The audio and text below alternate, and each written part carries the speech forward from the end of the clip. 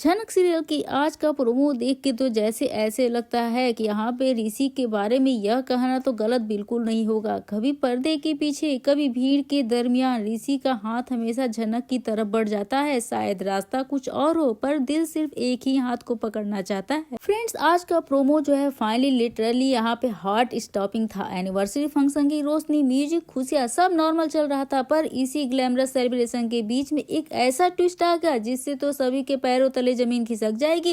अब अदिति को होश ही उड़ जाने वाले हैं, जिसके बारे में किसी ने कभी कल्पना भी नहीं की होगा, सोचा भी नहीं होगा।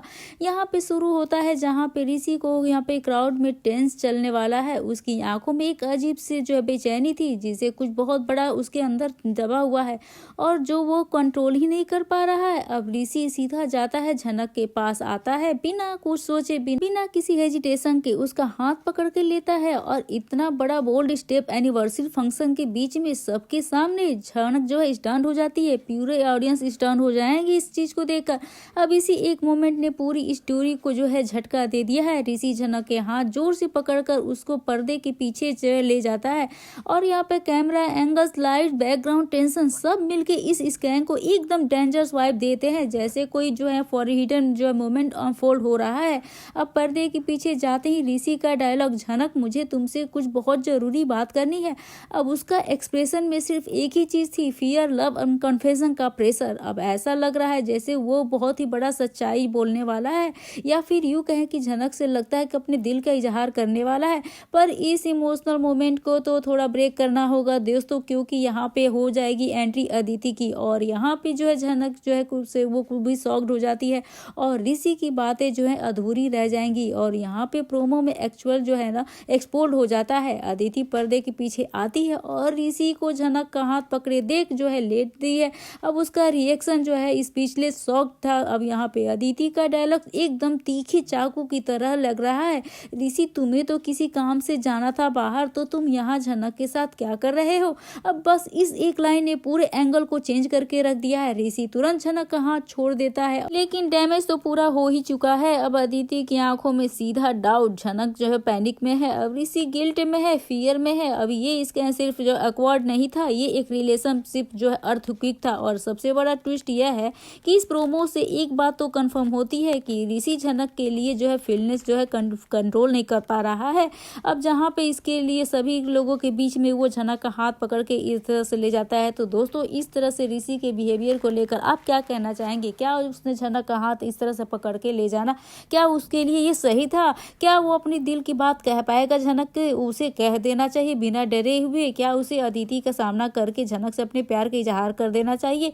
दोस्तों, अगर आप चाहते हैं तो जल्दी से हमें कमेंट में यस करके जल्दी से अपने अपने राय जरूर से बताएं। वहीं पे दोस्तों दूसरी तरफ देखेंगे, दूसरी तरफ झनक का पूरा दर्द, मजबूरी और उसके दिल की सच्चाई, और दूसरी तरफ अदिति का गुस्सा, इनसिक्योरिटी और अधिकार जताना। जहाँ पे प्रोमो के स्टार में देखेंगे झनक जो है उसे दर्द से होती है, जहाँ वो कहती है हम दोनों का रिश्ता कोई नहीं बन पाया, पर दिल में हम हमेशा आपका सम्मान करेंगे। ये बातें ऋषि को पूरी तरह से चुभ जाती हैं। अब यह लाइन साफ बताती है झनक अपने फीलिंग्स को दबा चुकी है, वह बस दूर से रिस्पेक्ट करती है लेकिन अपनी जगह मांगने की हिम्मत नहीं कर सकती है। झनक खुलकर कहती है कि वो दूसरों की रक्षा करने के लिए अपनी जान दे भी सकती है। अब ये दिखाता है कि वो यहाँ पे ऋषि की फीलिंग्स को दिल में रख कर खुद पीछे रख रही है।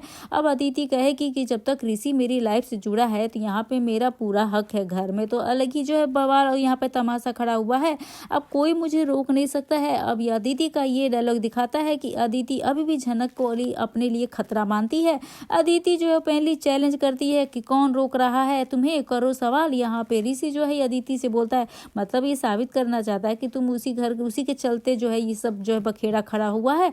दूसरी तरफ आप देखते हैं जहाँ पे जब झनक गायब हो जाती है, उससे झनक नहीं मिल पाती है, तो झनक के परिवार जो अन्य सदस्य काफी उसे खोज में जुट जाते हैं। झनक हादसे में घायल हो जाती है, जिसे देख के पूरा माहौल तनावपूर्ण हो जाता है। चिंता के कारण भावात्मक झगड़े होते हैं, लोगों के बीच अफवाहें होती हैं झनक कहाँ है और उसकी सुरक्षा हो पाएगी कि नहीं। तो दोस्तों, वहीं पे देखने को मिलता है कि नीलू जो है अदिति की कान भरने की कोशिश करती है और झनक के खिलाफ भड़काने की कोशिश करती है, जिसे देख जेठू भी बहुत ज्यादा गुस्सा हो जाते हैं और उसे बहुत ही खरी खोटी सुना देते हैं, उसकी औकात दिखा देते हैं। कहते हैं नीलू तुम्हारी शादी हो चुकी है और मुझे पता है कि तुम्हारा घर संसार कैसा चल रहा है, लेकिन तुम यहाँ पे आके हुई हो ना, तो तुम्हें दिक्कत क्या है? तुम चुपचाप से यहाँ पे रहो ना, बट लेकिन यहाँ पे लोगों के बीच में जहर घोलना बंद करो, ऋषि और अदिति के बीच में भेदभाव करना बंद करो, झनक के खिलाफ उसको भड़काना बंद करो। तो दोस्तों वहीं पे देखने को मिलेगा कि जैसे ही जनक को किसी को नहीं पता चलता है वो किस हॉस्पिटल में है, वहाँ ऋषि पहुंचता है और यहाँ पे इन्वेस्टिगेशन करता है कि जनक कहाँ है। उसे बहुत ही ढूंढता है, बहुत ही ज्यादा परेशान होता है, आखिर जनक गई तो गई कहाँ है। अब इसी सिलसिले में वो सभी स्टूडेंट से मिलता है और सभी से उसके बारे में पूछता है। उसके बाद आयुष से मिलने जाता है। आयुष की हालत को देखकर पूछता है कि आयुष तुम ठीक तो हो ना, बात करने के लायक हो तो कर सकते हो, तो तुम्हें कोई दिक्कत नहीं है। आयुष बोलता है नहीं। वो पूछता है सर झनक कैसी है, झनक कहाँ है, झनक ठीक तो है ना। ऋषि कहता है झनक अभी मिली ही नहीं है, वही मैं तुमसे पूछने तो आया हूँ कि तुम वहाँ पे लाइब्रेरी उसके साथ गए थे तो तुमको वहाँ पे उसको साथ में लेकर गए थे ना। तो आयुष कहता है कि नहीं, उसको कार्ड बनवाना था तो मैं उसको लेके गया था, बस मैं कार्ड बनवा के लौट के आ रहे थे तो हम लोग उस ब्लास्ट में हो गया। अगर झनक किसी भी हॉस्पिटल में नहीं है तो बहुत ही बड़ी मुसीबत है, और अगर मुसीबत है तो प्लीज सर आप उसे बचाइए। दूसरी तरफ देखने को मिलता है झनक किसी ऐसे अस्पताल में पहुंच गई जहां तक पुलिस अभी तक पहुंच ही नहीं पाई है।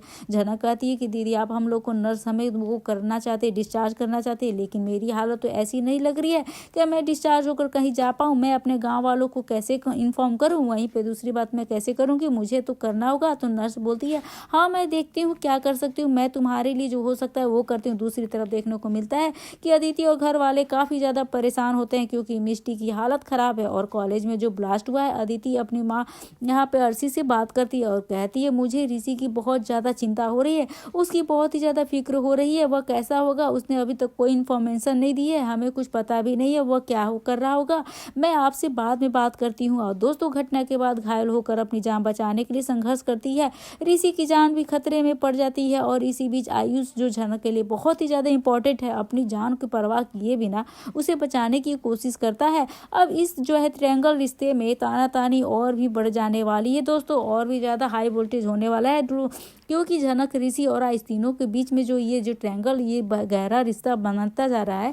तो साथ ही इस एपिसोड में झनक की असली माता पिता का राज भी सामने आ जाने वाला है। कहानी में आ जाएगा बहुत ही दिलचस्प मोड़। लेकिन बात करें आज के प्रोमो की, जहाँ पे झनक पहुंचने वाली है ऋषि के घर पे, और ऋषि के घर पे अगर झनक पहुंची है तो वहां पे तो बखेड़ा और 440 वोल्ट का झटका तो लगना ही है। अब कुछ ना तो कुछ ऐसा बखेड़ा होगा कि जो कि कहानी को बहुत ही ज्यादा इंटरेस्टिंग बनाने वाला है। अब जहाँ बड़ो माँ और जेठू की 14th एनिवर्सरी सेलिब्रेशन झनक पहुंचती है ऋषि के घर। जी हाँ दोस्तों, हम बात कर रहे हैं स्टार प्लस के शो झनक की। तो दोस्तों आगे बढ़ने से पहले अगर आप हमारे चैनल पर नए हैं तो इसे सब्सक्राइब कर दीजिए, साथ ही बेल आइकन को दबाना ना भूले। यहाँ पे दोस्तों अगर बात करें झनक सीरियल में तो आ चुका है बहुत ही धमाकेदार ट्विस्ट। जहाँ देखने को मिलता है झनक पहुंची है जेठू और बड़ो माँ की जो है सालगिरह एनिवर्सरी में, जहाँ ऋषि झनक एक कोने में ले जाता है हाथ पकड़ के, और यहाँ पे अदिति देख भी लेती है और हो जाती है पूरी तरह से शॉक्ड। उसके तो पैरों तले जमीन खिसक जाती है, उससे आता है बहुत ही ज्यादा गुस्सा। तो दोस्तों झनक काम कर रही होती है, तभी ऋषि अचानक से उसका हाथ पकड़ लेता है और यहाँ पे झनक भी नहीं समझ पाती है कि आखिर हो क्या रहा है। अब उसे भी जो है खींच के कोने में ले जाता है, जिसे देख के अदिति देख लेती है और पहुंच जाती है वहां पे। अभी झनक ऋषि दोनों बात ही करना शुरू किए होते हैं। तो झनक से तो मुझे तुमसे कुछ बहुत जरूरी बात करनी है, अभी ऋषि इतना बोलता ही है, लेकिन फिर अचानक से हो जाती है एंट्री अदिति दी की। यहाँ पर एक साथ दोनों को देखकर उनके तो पैरों तले जमीन खिसक जाती है।